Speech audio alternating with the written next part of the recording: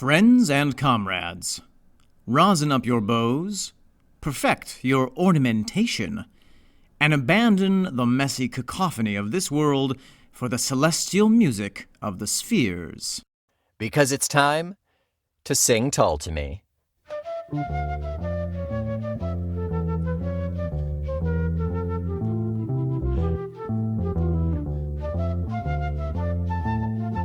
It's ironic because there's actually no singing in any of the songs we're talking about today. Yes. Welcome back to our podcast. I am Omen. And I am Nick McGill. Together we are Feckless Momes. And guess what? This is Talk Tull to Me. A scherzo in which Nick the bassoon and Omen the piccolo sight read our way through the symphony of prog rock. Those instruments, they're so good. They're so good. Every phrase an album, every measure a song, we blithely struggle through, conducted by a Scottish madman in an overcoat and sometimes a codpiece. Ian Anderson. Using a flute as a baton. Yes. True madman. Yeah, sometimes using us as a baton. Oh, it's an honor. It's an honor and a privilege, Mr. Anderson. Yes, please break me over the podium. Thank you, sir. May I have another? So, Nick, of course, every episode is special and unique, like a delicate snowflake falling on a distant mountaintop. But this episode, this week, we are doing something a bit more unusual than usual. This week, on a very special episode of Talk Tull to Me. Nick weeps over 3 separate string sections. Omen gives him shit about it regularly. They make up, break up, and make up again. That's right. We are covering not 1, not 4, but 3 separate tracks, each of which is an instrumental. These are all bonus tracks off of the Warchild album that were, of course, not included with the original release, but have since been whacked onto the end because Ian Anderson has just so very much music to offer. Correct. Particularly, I think this Warchild was released with the most content in terms of bonus material because of just because they're so prolific. They just have all of this back material. But 2, This is that album. Remember, we've been saying for the last 10 weeks now, this is that album where they took the combination of the chateau pieces that didn't get finished. They took the pieces that were created for the potential movie that never got made. Yes, Warchild the film. So they had all of these extra pieces, so why not throw them in to like a 3 or 4 disc set? It was a big release. I know they've re-released a lot of the albums a lot of times. Yeah, but I had a big release this morning. That's right after you drank your coffee, right? Indeed. Yeah. So, and Nick, I think that what we're going to find, I'm not a prognosticator. Not a soothsayer. Oh, no. But I never say sooth. Oh, I said it. But I think that what we're going to find with these instrumental tracks is that they lend themselves to the cinematic experience. I suspect that these were, really for the film. Yes, I concur. I concur with that assessment. However, Nick. Yes, Omen. Before we dive in to the luscious 3-bean soup that is today's episode, we have some business to attend to. Mary, would you be so kind? Mary, please. I got to scrape the kitten off my shoe. What? Scrape the kitten? I hope that you're referring to like the kitten's hairball or something. I said what I said. Is that like a euphemism, like a Scottish term for something? I really hope so. Omen, do you have a kitten? Not anymore, I guess. Oh. All right. She's becoming a liability. I'm sorry, I overhired her. It's true. So, Nick, we have received a prescription from the doctor. That's right. With this 5-star rating. Sir, sensors have detected another star in the sky. Dear Lord, that's 5 stars. 5 stars. 5 stars. 5 stars. 5 Comes a review from a person who calls themselves Dr. Bogenbroom. Love it. Can't read the handwriting, but That tells you that they created, either they love Tull so much that's their handle, or they created their handle, made it Tull themed just so they could give us a review. wow. Which, if that's the case, you can't see this, but I'm bowing to you, Doctor. I too. Bowing to you. I too appreciate am bowing, it. Doctor. Appreciate the sacrifices you've made in creating an iTunes account. So, the review is entitled Best Podcast on the Interwebs. And Nick, that is coming from a doctor. So it's I mean, you got to trust it. You got to believe it. That's right. All right, the review reads, not sure how these guys are doing it, consider the massive time commitment, but they have created my favorite podcast. I have been a Tull fan for decades, and the song-by-song analysis has given me even greater appreciation of Ian's genius. I am surprised that the millions of Tull fans throughout the world have not discovered this podcast.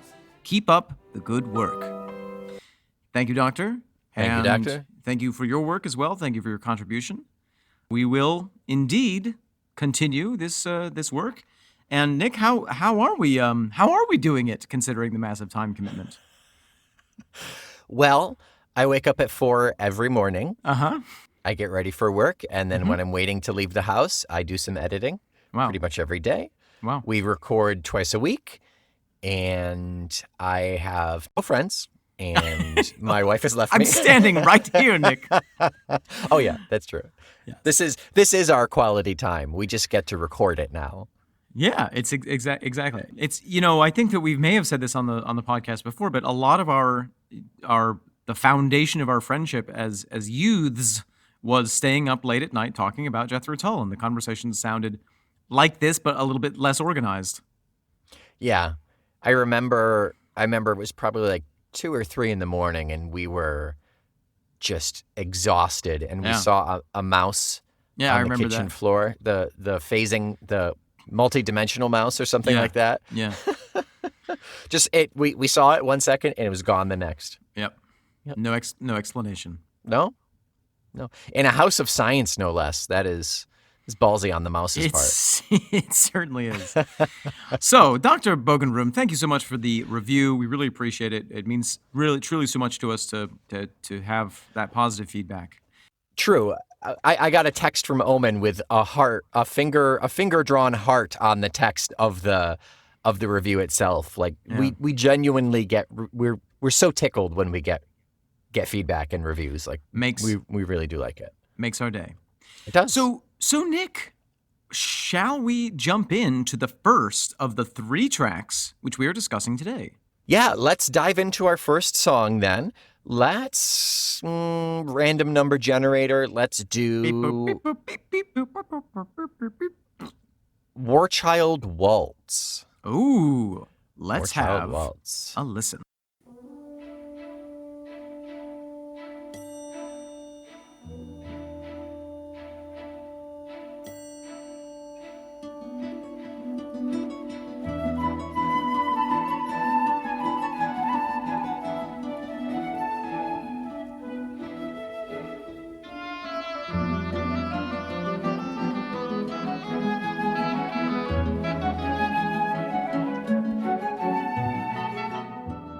Hello, Nick. Hello, Omen. Wow. You've heard this before, right? You've heard Yeah, Warchild Waltz? Okay. I have. This is actually, I mean, I Probably feel not like often. I feel like we say this all the time, but this is really one of my favorite tracks. Oh, it's so beautiful. Definitely off the album, but also just in general, it's amazing. It's such an incredible piece of music. It's like they said to D, like, listen, we want we legit want an orchestral version of this Warchild sound. Give it to us. And she just went to town, and it is. Oh, and this was part of the re-release in 2002. So I hadn't heard those first 10, 15 years where I listened to Warchild over and over, and only after those initial strings were ingrained that I was given this, and it was just like, yeah, this is what I've been trying to say all along. Right. Nick, there's so much going on in this track, and I wish that we knew a little bit more about what the collaborative process was like between Ian and Dee. Obviously, we know that Dee was the orchestrator, the orchestrationist. Composer? Thank you, Nick. Arranger? Arranger, yeah. Arranger, I think that's probably the best way to say it. But, by the same token, Ian clearly composed the themes themselves, some of the musical themes themselves. So what was it back? Was it like a back and forth? Was it Ian just saying, "Here you are, Dee, here the pieces, do with them what you will," and she just did them? Who knows? Right. Not us. We don't know. If we can get a chance to talk to Ms. Palmer, we would probably ask something along those lines, I think. Yes, after we recovered the ability to speak. Yes, upon having met Dee Palmer. Yeah. Yes. Yeah. Let's talk about some highlights in this piece. Okay. And before we do that, let's Nick, are you the kind of person who, like, I think I've asked you this before, and I don't remember your answer. When you hear music, do you easily see images in your head? I think the last time you said that, I said no. But on this one, I get the same story. I get the same image every single time. Tell me briefly, take out your mental watercolors and paint for me that picture that you see. I'm curious. I think I theorize that this satisfies Ian Anderson's ballerina fetish. Wow. Because this to me, this smacks of Nutcracker almost, but not in the winter. It's a summer feel. I see ballerinas like sweeping across the stage on a sunny field, and they're just they're and maybe it's a lot like the ballerinas from the Hare Who Lost His Spectacles video, and that they kind of exist outside of what's actually going on, because they're more like spirits. Yeah, because it's Warchild, and we do hear a lot of the French horn in this piece, which is very reminiscent of like a war feel, a militaristic sound. So maybe there's a battle going on, or there are two sides planning for a battle, and the ballerinas kind of flow and ebb and flow in between the two pieces and move freely. I really would have loved to have seen what this scene would have looked like had the Warchild film come to fruition. I know.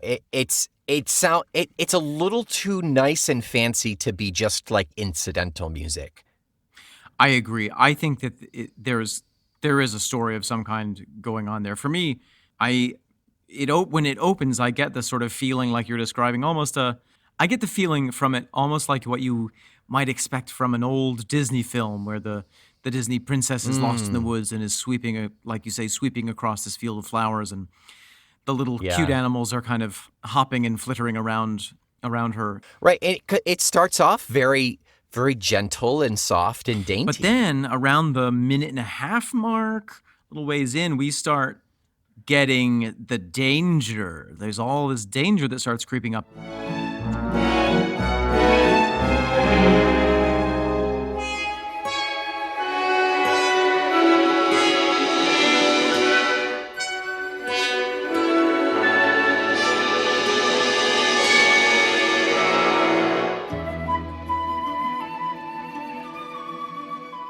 The bassoon. Is that a bassoon in there? I think it's a bassoon. I think it's either a bassoon or a bass or a cello being bowed. I'm going to say it's a bassoon because I like the bassoon. Oh, I thought it was a clarinet, unless we're hearing two different I think we things. might be talking about different parts. There's the oboe that goes through, which is almost like a character, and that does that lovely pizzicato, maybe around the 120 mark. Oh, it's the oboe with the strings doing pizzicato.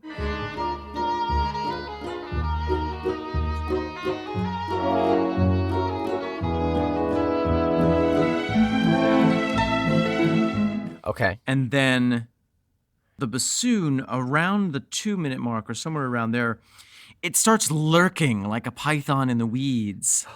I think the bow, Yeah. like a kind of a wavy flow. It just, I just think kind I know of what you're pops talking its about. head up Yeah. and then it sinks back down slitheringly. Yeah.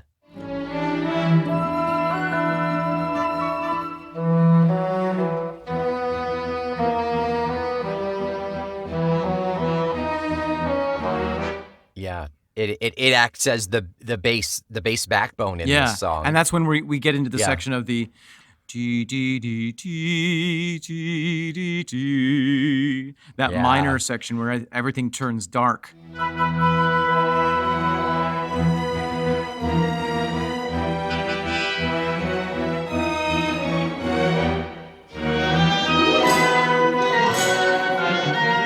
Yeah. A little mysterious, maybe a little dangerous. And then, you know what this reminds me of a little bit? Felix Mendelssohn's A Suite for a Midsummer Night's Dream. It's very different, but it has the thing that makes me feel that way is at 2 minutes 48 seconds, the violin kind of goes up into this very high sort of mini cadenza where it just sort of Yeah.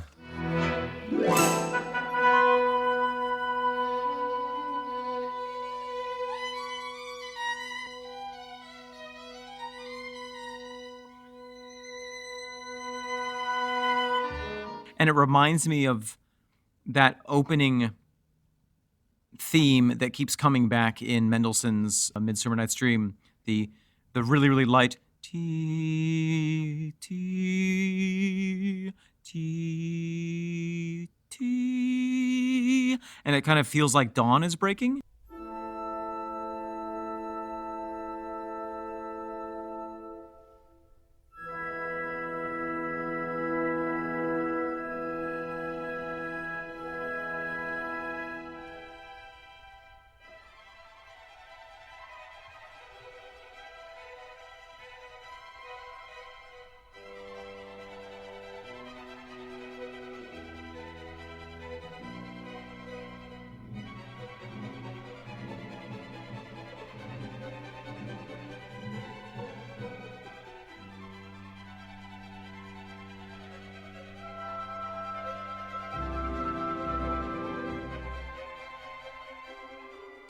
So this piece, it almost feels to me like, there's a lovely evening and then it goes into the dark, deep night and then dawn dawns.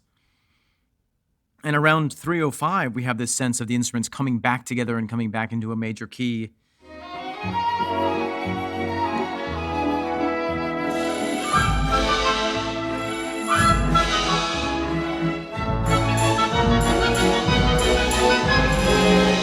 It gets back into the sort of more positive sounds. There's kind of a fun horse type sound around 3:30, not literally, but sort of like it has that jaunty feel.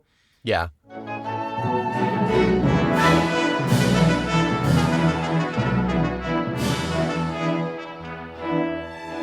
And then at 3:49 we get into we have the accelerando, which takes us into that much more stately kind of like dum ticka ticka dum ticka ticka dum ticka ticka dum ticka ticka bum.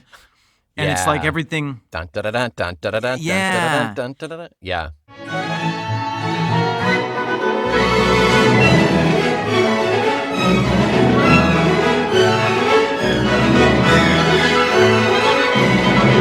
Yeah, that's galloping horses. That's what that is. So it feels to me. like yeah. to me, you get lost in the woods and it's nice for a while, but then it gets terrifying. But then you survive the night and you discover some wondrous kingdom where everything is harmonious. Yeah, how that fits into the premise behind the Warchild movie, I don't know, but yeah, that broad, really raucous wrap up that you were just talking about is so fun, but it kind of hits out of nowhere, goes dun dun dun dun dun dun dun, dun, and then immediately goes back down the hill. Yeah. And then we hit that Warchild theme on the French Yep. horns, and then it fades out, and it's done.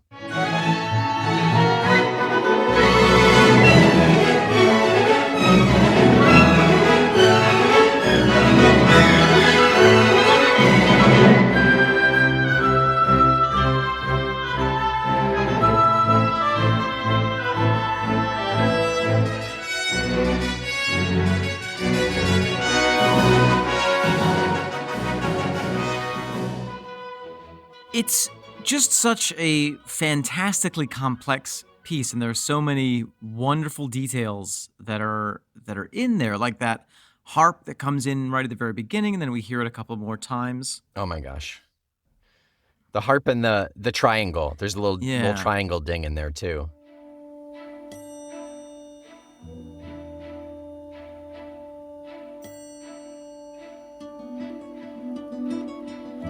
And I do feel, So dainty. you know what It's so. it makes me wonder, Nick. What? What's up? It makes me wonder what would have happened if Ian Anderson had not gone into rock and roll, but had gone into like classical music.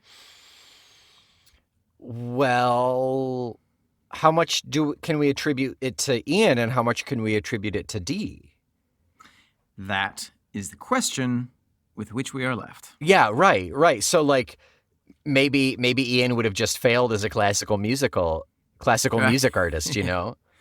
And It's true. And we have all of those. Although we do know that he did do a lot of his early composition and arranging that he then passed over to Dee, I believe. Right? Didn't Yeah. that happen in Aqualung or something? Well, I think that's his main way of doing things. I Yeah. remember hearing an interview where he was talking about being in a Motel 6 somewhere and having his acoustic guitar and going dum dum dum dum dum dum, and saying, but of course in my head it was scum dum Yeah. dum dum dum dum, and I knew when I gave it to Martin that that's what it would sound like. Okay. I don't know why yeah. I don't know why I made him just sound like a vampire. A Bond villain, yeah. Exactly. Yeah, so I will kill you, Mr. Bond, but first I will play you my recent concept album. listen to this lick. I think as much as Ian Anderson is a successful rock and roll artist, Indeed. he also needs the credit of knowing how darn good his bandmates are and what they can do and how they can take it. And he knows exactly what he can give to any one of them to get the sound to translate from his head, basically. Yeah. He knows his team. Yeah. Yeah. He is the Quidditch captain, and he knows exactly where to put his players. Exactly what I was going to say, Nick. I know. I'm listening to the Harry Potter audiobooks right now, so Are you? it's fresh in my. Which book are you on? I'm just at the tail end of the Half-Blood Prince right now. So book 7, yeah. Wow, exciting. They're narrated by the love of my life, Stephen Fry, so that I can listen to them Oh, yes. on repeat. That man Yeah. could read me the phone book, and I'd be thrilled with it. Yeah. He might for the right price. He might, yeah. Although I guess I have to pull that back because he had a cricket podcast at one point that I tried to listen to and I just couldn't. It was too much for me. That's kind of a sleep podcast. though. Yeah, maybe you're right.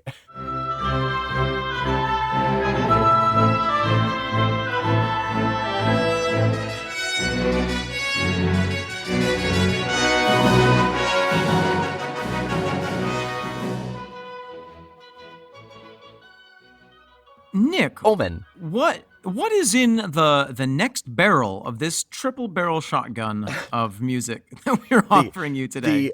The exceedingly rare triple barrel shotgun. For when you just need one more shot. Next up, we are going to listen to another gorgeous string Go quartet. get a bucket of ice water. I need a nap. Quartet. We're going to listen to Quartet.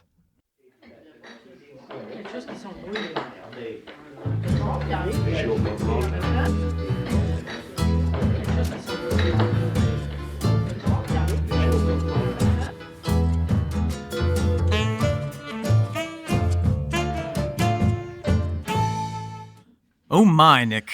Oh, mercy. A very different instrumental. Such a different sound. Very much so. So if Warchild Waltz was the Miss D. Palmer extravaganza, I feel like the MVP award for this track Goes to John Evan. Yes. He smashes it. It is the John Evan show here.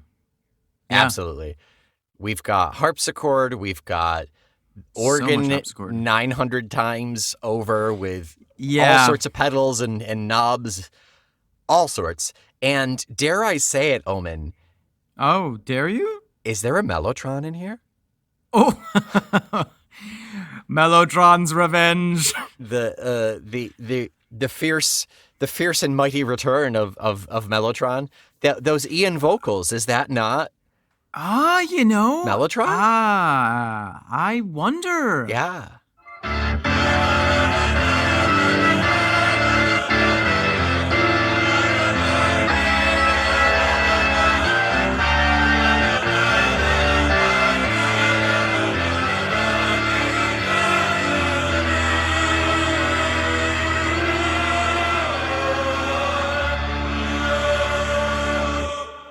That had not occurred to me until you just said it, but I suspect you're right. I think that maybe Mellotron, finally global warming, reached the polar ice caps where Mellotron was buried. He melted. And he melted out, and he was like, I have work to do.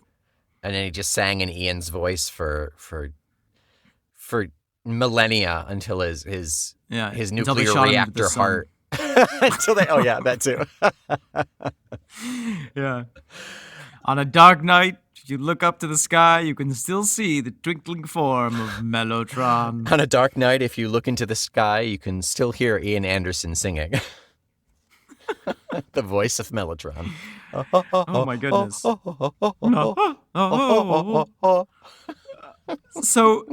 So let's talk about the journey that this organ goes on. I feel like this organ is like the music instrument equivalent of like when you see someone who has a basic car, but they've modded it out with like all the different various things, and like the lights come on underneath when you open the door. Spoiler, it's dropped, it's got shiny ass rims, it sounds obnoxious going down the street. Right. Yeah. So we first have the first real appearance. Okay, well let's go to the very beginning. Well, it's a very good place to start. Before we get into actual instrumentation, this is not a quartet. No. Just to be clear, I counted a good point. more than 4 instruments here. Yeah. Accurate statements. Yep. Mm. We start with the bass and the guitar.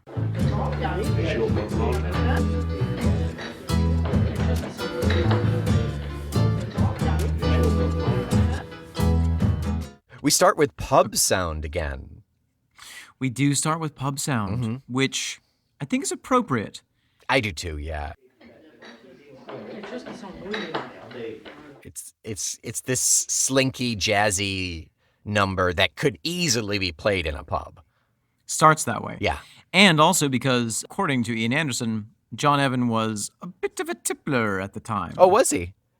Oh, yes. He enjoyed a drink. All right. And then another drink.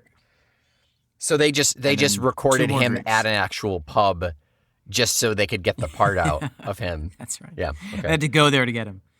And then we have a delightful oboe come in, one of my all-time favorite instruments.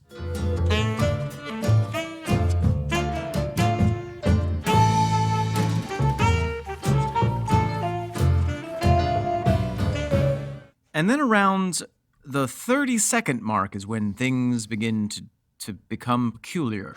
And we start to drift from the path that we were on. Evolution takes a turn. Yeah.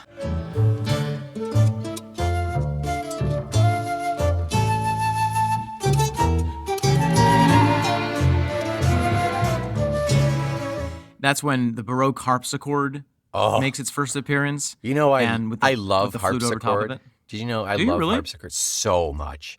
So much. Oh. I will let my kid walk into traffic if I hear harpsichord as we're crossing the street. My head will go boop. Yeah, don't tell that to Raven.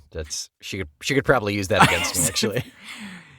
Your secret is very safe here. I'm sure she will never listen to this That's true. podcast. Safe. Okay. Yep.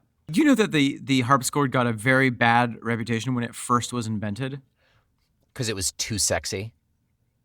Yeah, that's why. I think someone famously said that it sounds like 1,000 skeletons dancing in hell. Oh, it's a creepy sound. That's why I love it so much. It's so dark. Yeah. Yeah. So then at the 1 minute mark, we have a kind of a bigger string. Oh, the string and flute. Yeah. Sort of taking over the strings, take over the part of the harpsichord. That D Palmer sweep as they come in on a spring breeze. Yeah. Yeah. Sweeping in like a seeker in a Quidditch game. There you go. Hey. Reincorporation. Nailed it. Yep.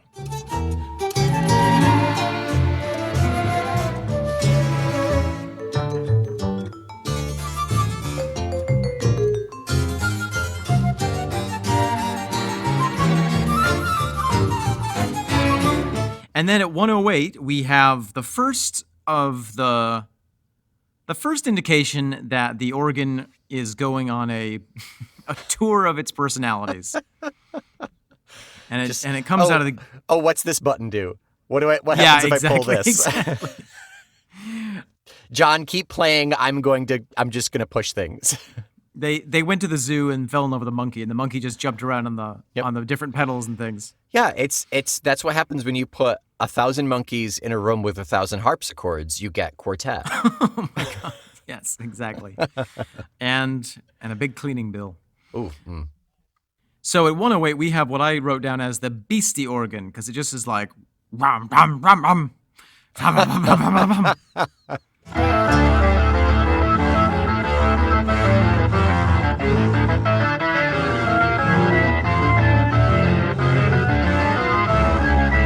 Quickly thereafter, it turns into the twinkly organ, which is sort of like we've stepped off the edge of the world, and we have I don't even know how to imitate it.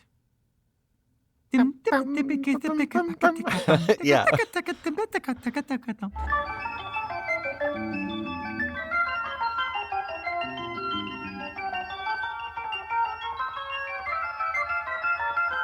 It sounds like a couple of seraphims dancing on your belly after a night out. It's the sound of a cartoon character tiptoeing along. Yeah, it is. It is that. Yeah. Which maybe it was in the film. Who knows? Who knows? And then at 1:30, we have the distorted organ with Mellotron. It's gotta be. Because it doesn't sound like layered looping singing. It sounds like they're keyed. It sounds like a single It does. clip keyed.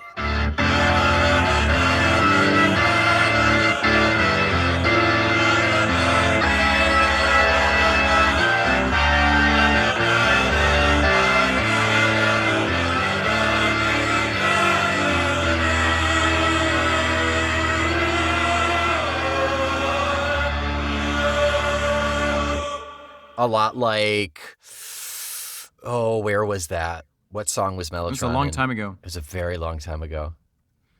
It was in Yeah, I know the one. Yeah, I just don't remember what song it was.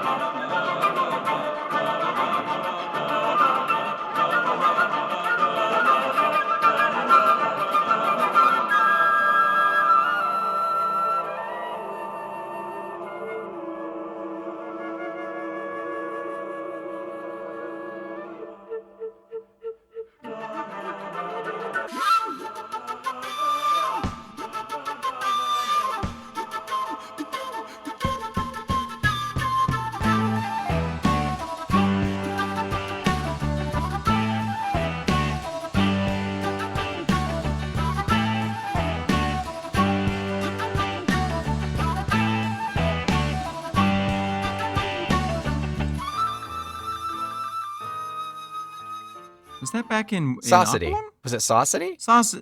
That was the right time period. Yeah. I think feel like it was Aqualung was the Benefit. last time we really heard. Yeah, it's a mystery.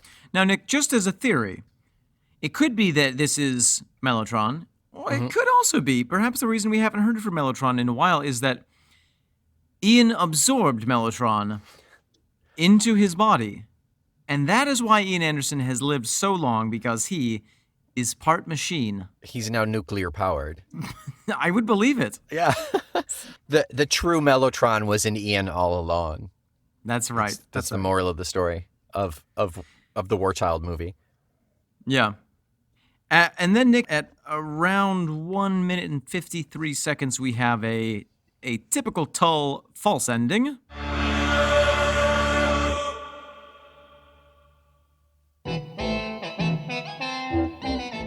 Yeah. The classic gotcha. Yeah. And that's where we'll leave it for this week. See you next week. And then after that... Just kidding. Here we're back. And then around 2 minutes, we take it on down to the funk yard.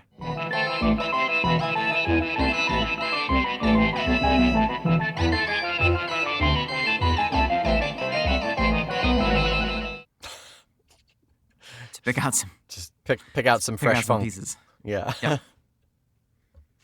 Yeah. It's it's organ it's organ all the way down. It's organ the rest of the way. It really is. And I dig it. I dig the hell out of it.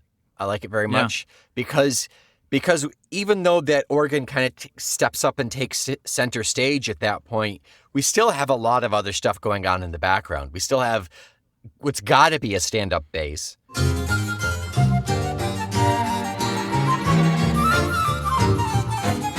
Yeah, I was gonna say I meant to mention that I do think it's a stand-up acoustic bass rather than an electric. Yeah, we've got It's lovely. marimba or xylophone. I think it's a xylophone. It sounds metallic, so I think it's a xylophone.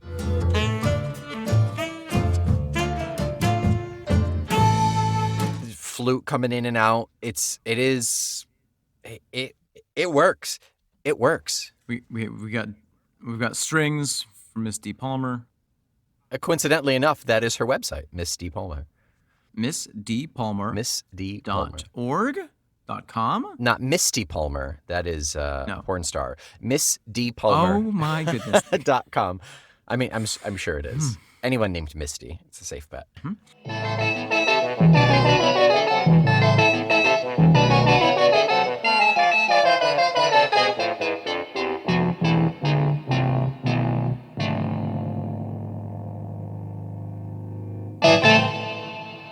So, Omen, Yeah. why is D so good? Dee is so good because of her raw talent and because she has a direct connection to the divine. It's got to be. May I read you a quote, Nick? If it's Mark Twain, I'll be happy. If it's Ian Anderson, not Mark Twain. I'll be happy. If it's D. Palmer, I'll be happy. Well, I'll take prepare to be Groucho disappointed, Marx. 'cause it's- Is it Groucho Marx? Oh, no. No, okay. I'm gonna read you the quote, and then I want you to tell me who you think it is, and then Oh, yes. I'll tell you, and you'll be shocked. I'm so intrigued. Go on. All right. My brain is only a receiver. In the universe, there is a core from which we obtain knowledge, strength, and inspiration. I have not penetrated into the secrets of this core, but I know that it exists. Is this a Tull-related person? Nope. It's You get two more guesses. got to be Freud. Nope. One more guess. John Cleese. Nikola Tesla. Oh, no, never would have guessed that. Okay, so I why, think that's what- why a I think- Tesla quote? Because I think that, like a lot of good artists, I feel like Dee is just channeling this divine energy that she has access to. In classic times, it would be a muse directing her. Yeah. Yeah, Or she'd or be God. Or God. or she'd be an oracle, the oracle of the strings. Yeah. So let's talk D. Let's talk D. Let's talk D. Are we Nick, we good with Quartet before we? We're good with Quartet. Okay. Thank you, Yeah. Quartet. Goodbye. Thank you, Quartet. It's been a pleasure. Now, on this podcast, Nick, our listeners are very familiar with us gushing about Dee, but we really have rarely talked about her as a person. Yes. And part of that is because we don't know that much about her. Correct. But having this trio, this triptych, this triplet of beautiful orchestration, it gives us a great opportunity. Yes, it encouraged us to do a little research and get to know a little more about Dee. She was born July 2nd, 1937. She's 82 at this point. Oh, my gosh. She was born in Hendon, London. She's been active since 1967. She was born as David Victor Palmer. In 98, Dee came out as transgender and intersex. So then what's intersex Okay. for those of us who may not know? Yes, good. Intersex is when you are born with genitalia that does not fit the typical definitions of male or female bodies. And because of that, she was born with genital ambiguity. They're kind of go hand in hand. So she was assigned as male at birth. Yeah, and this happens to a lot of intersex people. Yeah. And it's partly because of the kind of binary way of thinking that is traditional, especially in the medical community. Mm-hmm. I think people are still very uncomfortable with the idea of intersex people. Yeah. And so she actually had what at the time I think was termed corrective surgery. Yes, she had probably at a very couple of young surgeries. age. Yeah, the last was in her late 20s, so she had a couple leading up to that point to make her, quote unquote, to make her male, you know? Which I just can't imagine what that I know. must be like to go through. Well, I mean, it leads to what is called gender dysphoria, where Right. you are told by society and kind of brainwashed into believing that you are a specific or supposed to be a specific gender, and it just doesn't feel right. Yeah, and that can have a tremendously negative psychological effect on people. The suicide rate among people who are trans and intersex is markedly higher. Yeah. Like crazy higher than a lot of other populations. Yeah. I remember one time I was talking to a nice old lady at a theater show that I had just performed at, and somehow we got on the issue of trans rights. You know, I was saying how it was becoming so much more common to talk about. And she said, this was like a 70, 80-year-old woman. She said, well, I had a lot of friends in college who now would be called trans. I said, oh, what? And are you still in touch with them? She said, well, they all killed themselves. Yeah. And I was just like, yeah, damn. Yeah. I mean, it's 2020, and only now are we really even scratching the surface of trans in terms of acceptance and acknowledgement. So I think what's so incredible about Dee is that she not only survived, but really thrived in, what did you say, it was 1995 she came out? Her gender dysphoria kind of she quotes it as having reasserted itself in 95 after her wife Maggie died.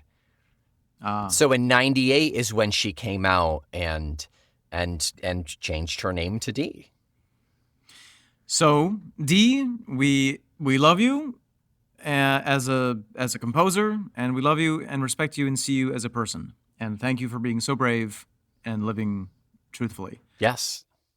Some of the interesting projects that she has worked on, she has a series called the Symphonic Rock series, which is recorded with the London Symphony Orchestra, the Royal Philharmonic Orchestra, the Royal Academy of Music Symphony Orchestra, the London Philharmonic Orchestra, which is, I guess, different from the London Symphony Orchestra, and the English Chamber Orchestra.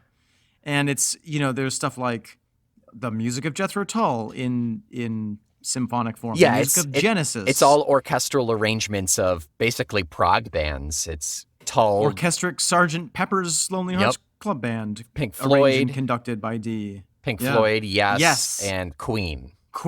Yep. I mean, amazing.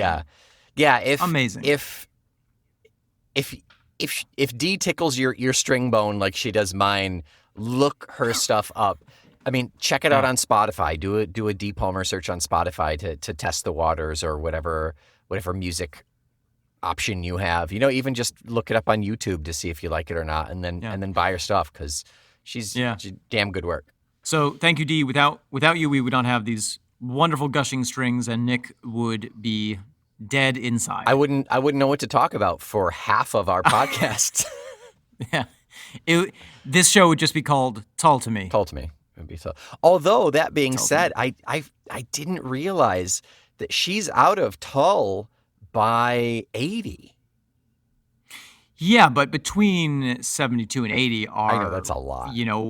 What we might consider the golden age of Tull. Yeah. I mean, she's... From 68 to 76, she provided orchestral arrangements, and then she's a full-time member for 77, 78, 79, 80. So we still have, we've been talking about her for the last year and a half, and we'll continue to talk about her until Stormwatch. So that's... Yeah. There's plenty more Dee where this came from. Where's Stormwatch? There it is. So we'll stop talking about Dee at the end of 2021. We will never stop talking about We'll never stop talking about Dee. No way. But in terms of the content, after Stormwatch, including Stormwatch? That was her last one because Ian kind of biffed it on A. And musically, I give A a lot of crap, but also he announced that he wanted to create A as a solo project with other musicians. So literally everyone except for Martin was out of the band. Whoa, interesting. So well, we'll talk Nick, about that in 2022. But just be patient for a couple years and we'll get there. Shall we move on, Nick, to our third and final piece of this 3-layer cake? Yes, let's wrap up this app with Mime Sequence. Mime Sequence. I will put on my little gloves and press play. I'm silently screaming right now.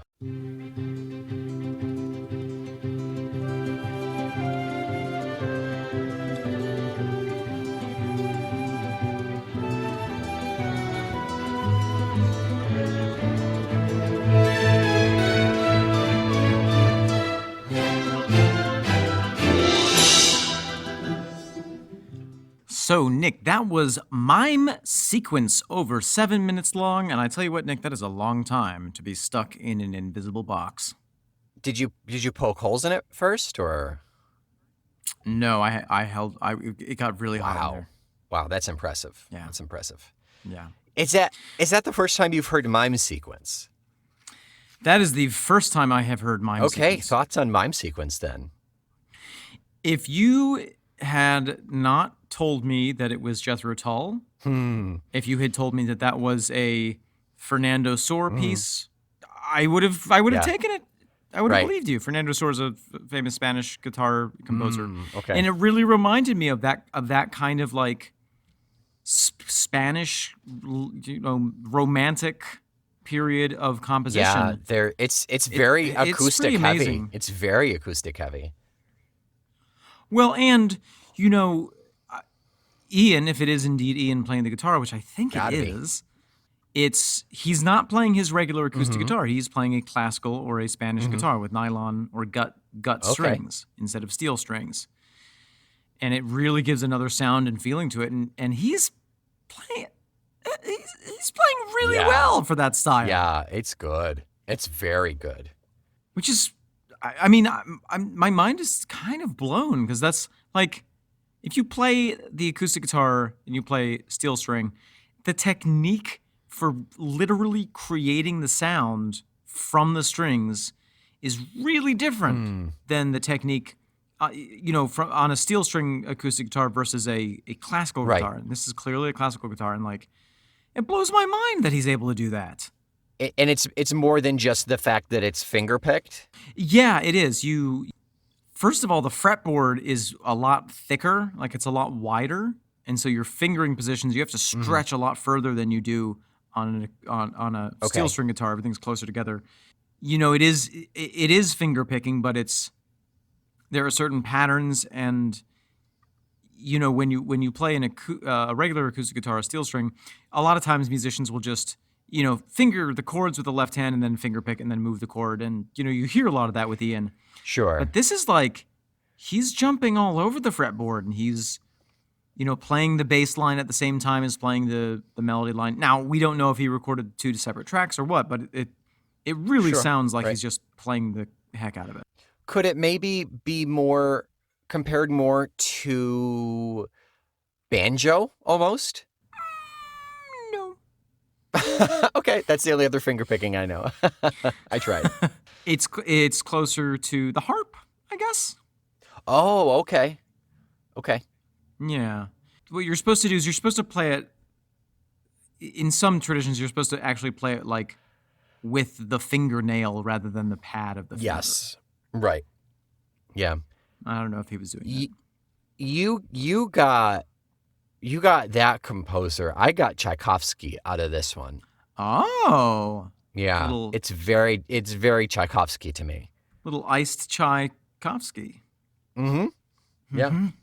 Decaf. Yes. Now, Nick, I want to talk about the title. Yes.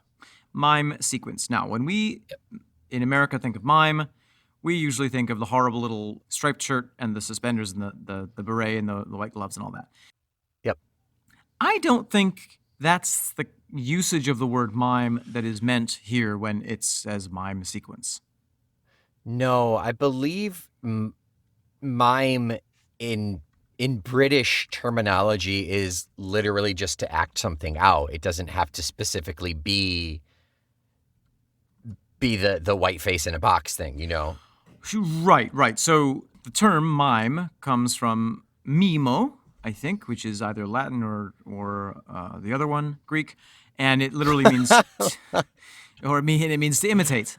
Mm-hmm. So, the kind of mime that we think of, with the little hat and everything, that comes from the late '60s development created by Etienne Decroux and Marcel Marceau, who created a very, very specific, very, very technical type of mime. Before that, mime meant pantomime.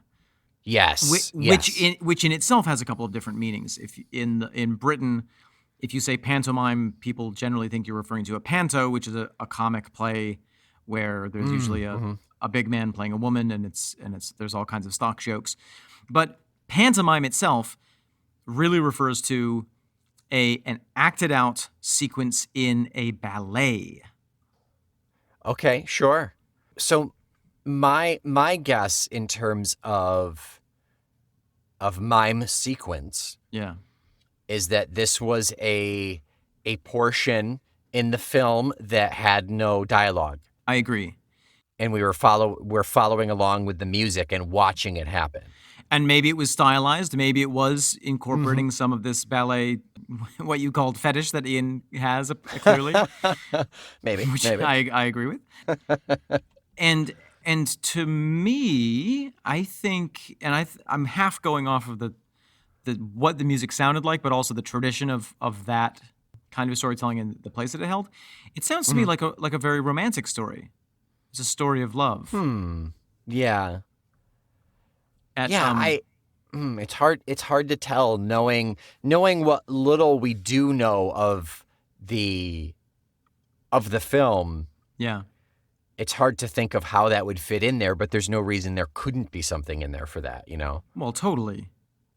And even if it didn't have anything to do with the plot and it was just a little dream ballet stuck in the middle. But maybe it was a flashback kind of thing. Who knows? At 36 seconds in, though, we hear some bells or some chimes, which to me kind of sound a little bit like wedding bells. Oh, yeah. Yeah, they have it's those really big, not quite Christmassy bells, but they're like just big, like almost tubular bells that just kind of cling out. I think they're called chimes, or maybe just bells. I don't know. Okay. In the orchestra. Mm-hmm. Yeah. They're back in the timpani. Yeah, they're back there. They're back there where I never Yeah. looked. Yeah. Don't go back there. Don't go back there. It's embarrassing. Yeah. But at various times, we have this really, really broad romantic sounds happening. At 135, it's so like you can almost smell the flowers.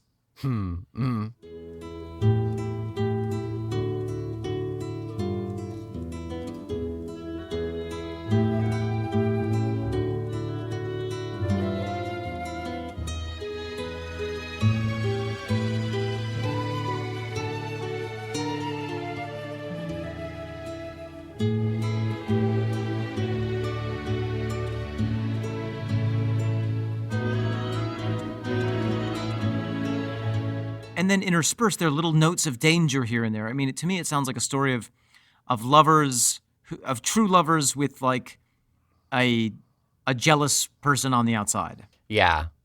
A little Romeo and Juliet, maybe? Yeah, could be. Or the Marriage of Figaro. Okay. Prokofiev's Romeo and Juliet is, I forget which part of it, but there's one in there that's iconic and it's just gorgeous. I don't actually know that one very well. Prokofiev also did Peter and the Wolf, which I thought you were going to talk about with Warchild Waltz. Sorry to have disappointed you. Yeah, I'm so disappointed. So let down. Yeah, Prokofiev, what I do know, also did the original Aqualung. Is that true? He and, you know what? Now that you mention it, I think he and the original Jethro Tull formed a supergroup. From 1710, yeah. But I do feel like there's this sort of classic love story embedded here. It's you have the guitar kind of constantly reminding us of the theme of true love. You have the wedding bells. You have the notes of danger coming out here and then. You have, at around 157, there's this quick little flash of bravado, like the young man saying, I'm going to go out into the world and make my fortune so that we can be married.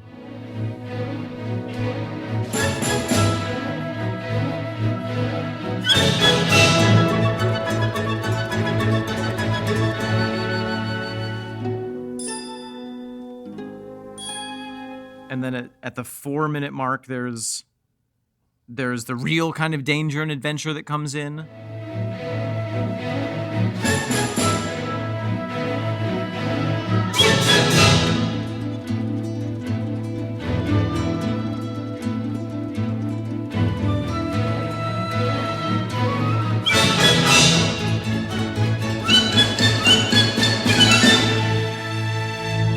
At 5 minutes and 13, we have this incredible guitar section where it drops down just to the classical guitar, and he's doing this incredible hammer-on technique where you pluck a note while you're holding the string, and then as it's vibrating, you hit and release on another fret with another finger, so you get this kind of Oh, yeah. Yeah.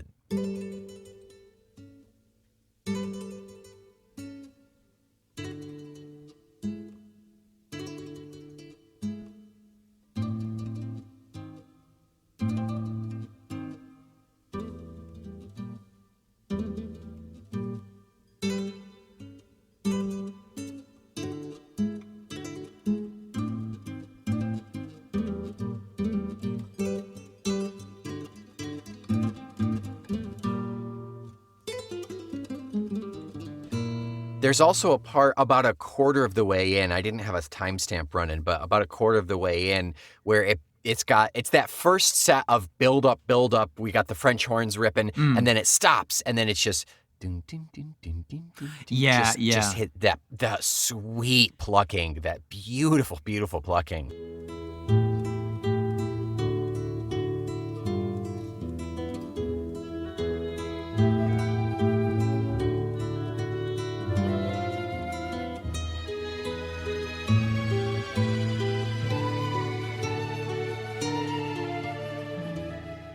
And that happens a number of times where we sort of have a big swell in the music and then it drops back to either the guitar or minimal other stuff.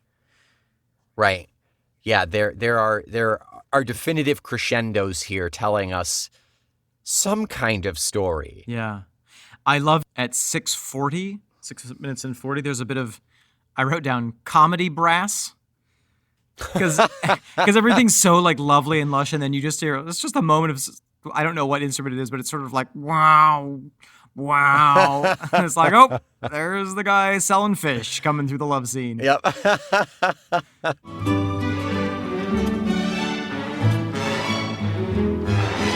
It's the cabbage man. My cabbages. About halfway through, there's a portion in there that sounds a lot like the original Mario Brothers underwater world.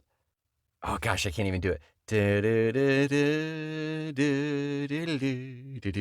I'll drop the two pieces in because that's all I could think of is just a screen of blue with like blooper squids floating That's by. funny.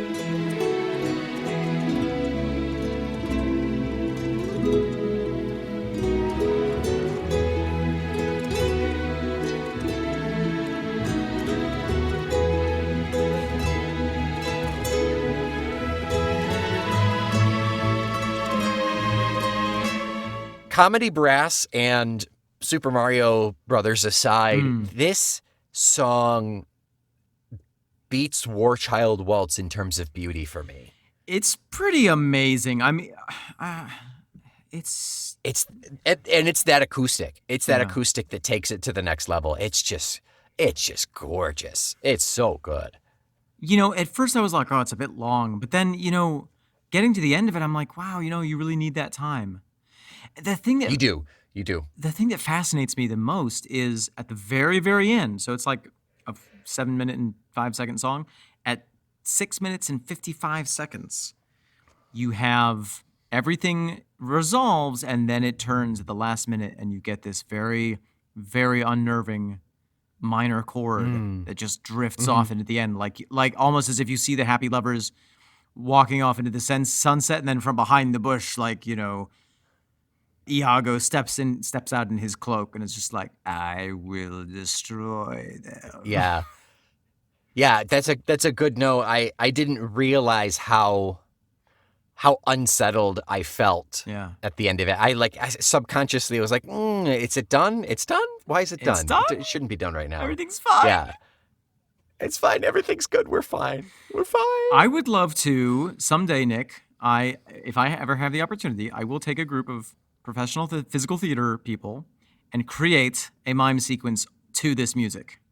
I vow it to you. The next Rochester Fringe Festival? the next Rochester Fringe, yeah. Hey, why not? Do it. Maybe. I will fund it. I'll half fund it. You'll pay $5 for it? I will pay. You know what, Omen? What? I'll round up. I'll pay $6. Whoa. Well, I know. we just got a costume budget. Gym socks and leotards. and tinfoil, that's it.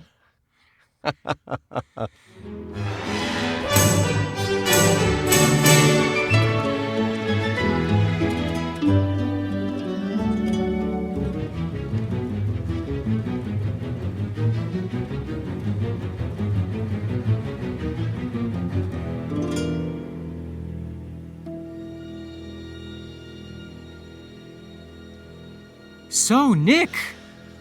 Omen. Wow, this has been a very emotionally draining episode in a good way. Yeah. Yeah, I feel like I had a good cry. I feel like I shared a good cry. That's exactly what I was going to say, yeah. So next week, Do you Yes. know what we're going to talk about? No clue. Next week, we are going to talk about another one of Ian's just like grungy, dirty. It's the complete opposite of the spectrum from Mime Sequence. It's Paradise Steakhouse. I love that song. It's so good. It's so fun. It's so It's dirty. I feel like I really- need a tetanus shot after I listen to it. Really, really excited about that song. Yeah. Tetanus shot and some B12. Maybe some good sunlight. In the meantime, if you feel like composing us an ode to the podcast, you Nice. don't have to make it a quartet. You may as well make it a quintet of stars. Even better. Huh? If you can't think of what to say, look up any of Tchaikovsky's reviews that he did. Look up any of Prokofiev's. Yeah. Jethro Tull's. You know, they were big influencers in their time. See what they reviewed other podcasts. Yeah, totally. If you want to express your love for us, you can do so in a mime sequence, which you can record and send to us, and we will react to it while we play it on the podcast. That's true. And we could just make that up. We could just make it up and say like 90 people sent us stuff because it's a mime sequence. We could say that, but we won't. We won't because we'll be too busy actually reacting to the people's 90 mime sequences. sequences that we... God, what have we done, Nick? Oh, no. If you want to, send it to momes@fecklessmomes.com. Give us permission. I'll put it up on the site, baby. Yeah. Don't think I won't do it. Don't think we won't Don't think I post your mime sequence. We'll do it. The lamest threat in the world. Until next week, I am the instrument known as Omen Sade. And I'm just Nick McGill. I'm tired and I'm Nick McGill. We are Feckless Momes. And this is Talk Tull to Me.